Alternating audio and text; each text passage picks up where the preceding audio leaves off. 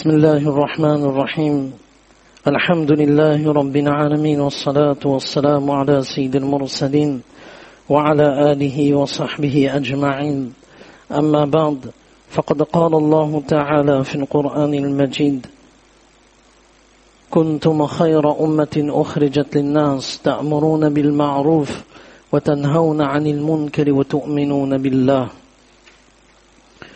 صدق الله العظيم وقال النبي صلى الله عليه وسلم يا أيها الناس قولوا لا إله إلا الله تفلحوا ربي اشرح لي صدري ويسر لي أمري واحلل عقدة من لساني يفقهوا قولي سبحانك لا علم لنا إلا ما علمتنا إنك أنت العليم الحكيم. Toutes les louanges appartiennent à Allah subhanahu wa ta'ala, le tout clément, le tout miséricordieux, celui qui nous a permis de venir dans la mosquée accomplir une de ses obligations, le meilleur jour de la semaine, Jumu'ah, où Rasulullah sallallahu alayhi wa sallam, à travers les ahadiths, nous a recommandé de mettre ses plus beaux habits, de venir très tôt et si possible à pied. D'énormes récompenses sont promises pour les personnes qui suivent la sunna de Rasulullah sallallahu alayhi wa sallam. Il est conseillé même aux femmes, même si la Jumu'ah n'est pas obligatoire sur elles, de prendre un bain en l'honneur de ce jour, le meilleur jour de la semaine. Dans un hadith, Rasulullah sallallahu alayhi wa sallam, il a dit en ce sens que celui qui est constant dans l'envoi des salutations sur Rasulullah sallallahu alayhi wa sallam le jour de vendredi, 1000 fois, cette personne, incha'Allah, avant de mourir, verra sa place dans le paradis. Donc on doit prendre cette habitude. Jumu'ah commence jeudi soir. On doit prendre cette habitude d'envoyer en abondance les salutations sur Rasulullah sallallahu alayhi wa sallam 1000 fois. Et dans un autre hadith, Rasulullah sallallahu alayhi wa sallam a dit d'envoyer en abondance. Donc, minimum 1000 fois, incha'Allah. Et la plus petite formule de salutation, c'est sallallahu alayhi wa sallam. Donc, sallallahu alayhi wa sallam, 1000 fois et plus, c'est facile, incha'Allah. Rasulullah sallallahu alayhi wa sallam, l'homme par excellence, est venu sur cette terre pour nous montrer un objectif tout simple. L'objectif de réussir non seulement la vie dans l'au-delà, mais la vie d'ici-bas. Et tout cet effort que Rasulullah sallallahu alayhi wa sallam il a déployé durant toute sa vie, ce fut un effort constant et un effort empreint de soucis. Rasulullah sallallahu alayhi wa sallam, il avait toujours ce souci que chaque être humain, quelle que soit sa couleur, quel que soit son statut social, quelle que soit sa position, puisse réussir dans cette vie et dans l'autre vie. Munib al-Azdi radiyallahu anhu, avant d'embrasser l'islam, il voit Rasulullah sallallahu alayhi wa sallam aller dans les rues et dire Ya ayyuhan nas, qulu, dites la ilaha illallah, il n'y a pas d'autre Dieu à part Allah. Tuflihu, et vous connaîtrez le succès. Alors il y a des personnes qui crachèrent sur Rasulullah sallallahu alayhi wa sallam. Imaginons un instant notre Habib, le meilleur des hommes, et ce souci a fait que Rasulullah sallallahu alayhi wa sallam il a accepté toutes les situations. Il y a ceux qui ont craché sur Rasulullah sallallahu alayhi wa sallam. Si quelqu'un crache sur notre père,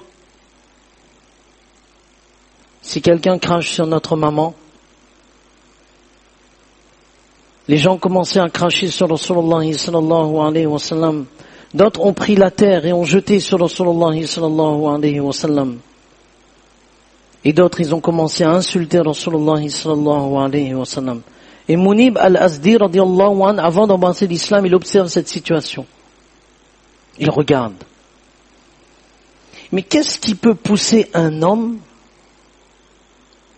à sortir lorsque il fait, nous savons tous, la chaleur et la canicule de l'Arabie Saoudite, au milieu de la journée, un homme qui puisse sortir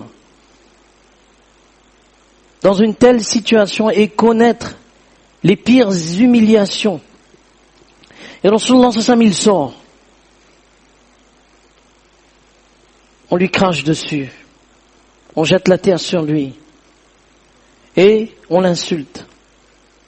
Jusqu'à ce que, arrivé au milieu de la journée, une petite fille arrive avec un bol de l'eau. Et Rasulullah sallallahu alayhi wa sallam prend l'eau. Imaginons, mettons-nous, essayons d'imaginer cette scène. Une petite fille qui arrive, petite. Et Rasulullah sallallahu alayhi wa sallam lui dit, c'est sa petite fille, Zainab radiallahu anha. Et Rasulullah sallallahu alayhi wa sallam réconforte sa fille, lui dit, ne crains rien pour ton père, ni humiliation, ni complot. Ne crains rien. Subhanallah. Et Rasulullah sallam ensuite prend cette eau et il lave son visage béni. Ça c'est notre Habib. 1500 années après, nous sommes musulmans par l'effort de cet homme, le meilleur des hommes, Rasulullah sallallahu alayhi wa sallam.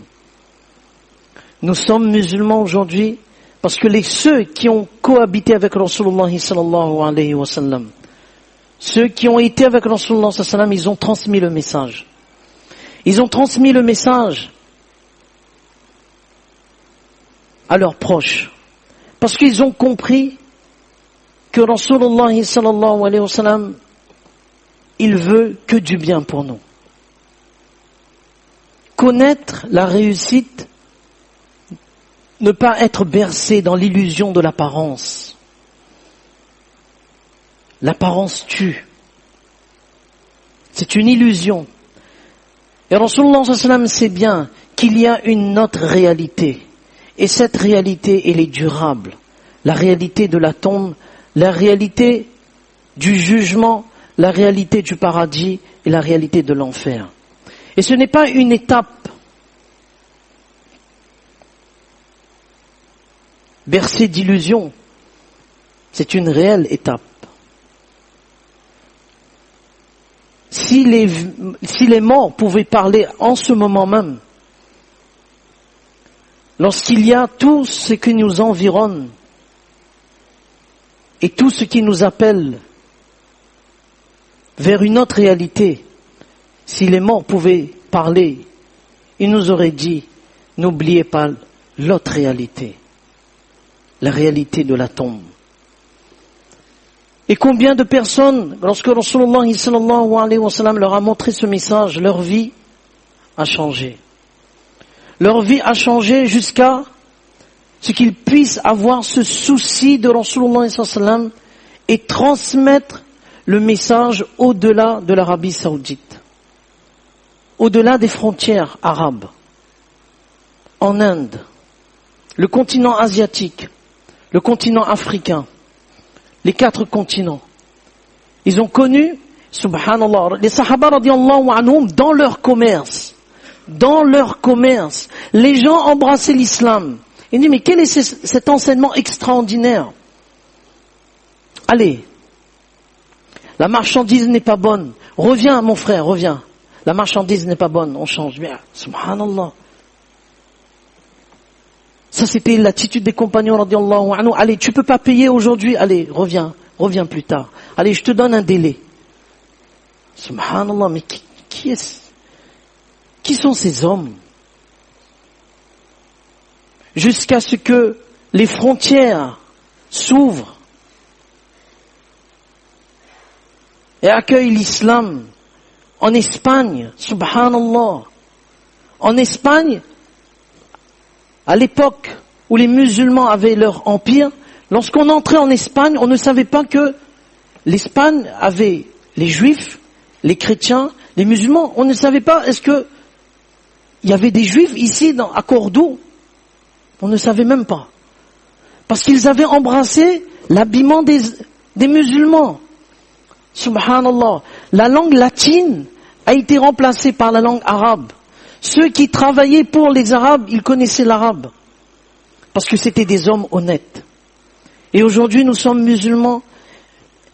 Si nous pensions et nous réfléchissons à l'histoire, et nous regardons, nous analysons en Inde, comment l'islam est arrivé, en France, comment l'islam est arrivé, à Narbonne, comment l'islam est arrivé, en Espagne, et tout cela, jusqu'à subhanallah, que même ceux qui vivaient dans une vie d'opulence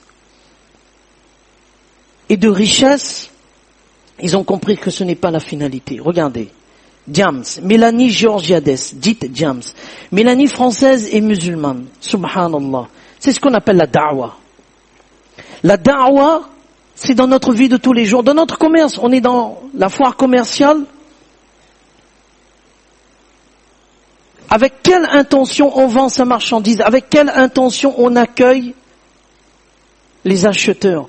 Oh Allah, accorde à cette personne la guidée. Tous les clients qui vont venir, oh Allah, accorde-leur la guidée. Et ceux qui ont iman, oh Allah, fasse qu'ils gardent leur iman jusqu'à leur dernier souffle. On a réussi. Il y a le commerce d'ici-bas qui est tout à fait légitime. Lorsque les principes sont respectés, il y a le commerce de l'au-delà. Allez, je te donne un délai. Tu ne peux pas payer ton loyer? Inch'Allah, je te donne un délai. Parce que je sais ta situation. On essaie de s'arranger. Allez, la marchandise n'est pas bonne, reviens. Si la marchandise a un problème, reviens. Subhanallah, la personne voit... Dans nos paroles, dans nos gestes, c'est une invitation. Chaque acte, nous sommes, nous tous, les ambassadeurs de Rasulullah sallallahu alayhi wa sallam. Nous représentons le message de Rasulullah sallallahu alayhi wa sallam. Allez, une vieille dame ne peut pas monter les escaliers. Une vieille dame ne peut pas... Allez, madame, je vais vous aider à transporter votre sac. Une vieille dame. J'ai bien dit une vieille dame. Un monsieur jeune, il a un problème, il a une fracture. Bon, allez, on va l'aider. C'est une da'wa. Allez, on gère un restaurant. On sait quelles paroles. On ne doit pas sortir des paroles qui blessent le client. Attention. Dans la plaisanterie, parfois, il y a une méchanceté. Il faut faire très attention. Chaque mot doit être pesé. Chaque mot doit être pesé. Parce que si on a cet objectif que, subhanallah, par mon intermédiaire, une personne embrasse l'islam, Rasulullah sallallahu alayhi wa sallam a dit à Hazrat Ali radiallahu anhu, si par ton intermédiaire, une personne embrasse l'islam, c'est meilleur pour toi que tout de posséder un troupeau de chamelles rouges. D'avoir une écurie de BM. C'est mieux pour toi. Et regardez, mais Diams, sur le point de se suicider, subhanallah, dans son livre, qu'est-ce qu'elle dit? J'avais tout ça entre les mains, mais ni l'argent, ni la reconnaissance, ni la réussite, dans ma passion qui plus est, ne parvenait à combler le vide dans lequel je perds des pieds. Je voulais me suicider, elle avait tout. Mais regardez, da'wa, qu'est-ce qu'elle dit? Puis est venu ce fameux soir où, après un dîner partagé avec mon amie Soussou, qui est de confession musulmane, elle m'a annoncé qu'elle se retirait un moment pour aller prier. Regardez, da'wa, dans nos gestes. Nous, on a honte de notre dîn. On a honte. Diam, ce n'est pas n'importe qui. Sa renommée dépasse les frontières. Mais Soussou lui dit, Soussou n'a jamais rejeté. Non. On va prendre un dîner ensemble, on va manger halal, je mange halal, on va manger halal, il n'y a pas de problème. Allez, c'est l'heure de la prière. James, tu me permets de ce que je peux accomplir ma prière? Il n'y a pas de problème. Et nous, on a honte. J'ai tout de suite ressenti le besoin de la suivre. Je l'ai laissé me guider. J'ai imité ses gestes. Elle a juste fait pareil. Et c'est là, je me suis retrouvé à genoux, front au sol. J'étais en train de me prosterner. Un sentiment de bien-être m'a gagné à cet instant et ne m'a plus quitté depuis. Et c'est là qu'elle a embrassé l'islam. C'est là qu'aujourd'hui, elle a couvert ses cheveux. D'où était son point de départ, son point d'arrivée? Ça, c'est da'wa. Da'wa, c'est dans notre vie de tous les jours. Même dans notre silence, il y a une invitation. Un sourire. Pourquoi on a le visage froid parfois? Un sourire. On est tracassé, on demande à Allah subhanahu wa ta'ala de nous aider. Ce n'est pas la faute de ton prochain. Lorsque tu le vois, tu lui mets un sourire. C'est une sadaqa. Peut-être par ça, Allah subhanahu wa ta'ala, il dissipe tous tes soucis. Et c'est un moyen de da'wah. Combien, subhanallah, combien ont embrassé l'islam par un geste tout simple. Dans nos paroles, il n'y a pas une critique, il n'y a pas une satire, il n'y a pas un foutant comme on dit. Dans notre parole, il y a toujours quelque chose qui invite. Et regardez, comment on change? Comment la personne change? Client, vous voulez un verre d'eau? Peut-être que vous avez soif, il n'y a pas de souci. Nous, notre but, c'est sauver. Comment Rasulullah sallallahu alayhi wa sallam, il a sauvé ce jeune de confession juive, malade. Rasulullah sallallahu alayhi wa sallam, un chef d'État qui vient rendre visite à un de ses citoyens.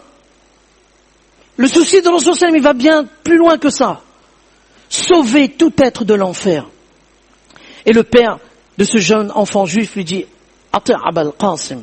Obéis à Rasulullah sallallahu alayhi wa sallam. Et c'est là il dit La ilaha illallah. Et Rasulullah sallallahu alayhi wa sallam sort en pleurs. Il dit toutes les louanges appartiennent à Allah subhanahu wa ta'ala qui, de par mon intermédiaire, a délivré cet adolescent du feu de l'enfer. Allah subhanahu wa ta'ala nous donne tous la compréhension de ce qu'on vient de dire. Allah fasse qu'on puisse comprendre, avoir conscience que nous sommes tous les ambassadeurs du message de Rasulullah sallallahu alayhi wa sallam. Je vous invite à lire ce livre, Mélanie Georgia David James, Mélanie française et musulmane, pour comprendre où va notre dîn et quelle est la portée de notre dîn. Fajazakumullahu khairan ahsan al-jaza fi ad-darain. Donc à ce sujet, Inch'Allah, le ijtima, c'est dans ce sens-là, dans ce but-là, que cette da'wah, qu'on puisse être imprégné de ce souci de Rasulullah sallallahu alayhi wa sallam. Le 27, 28 et 29 juillet à Saint-Louis, il y aura da'wah, il y aura un jour, Inch'Allah, nous sommes tous invités à participer. Fajazakumullahu khairan ahsan al-jaza fi ad-darain.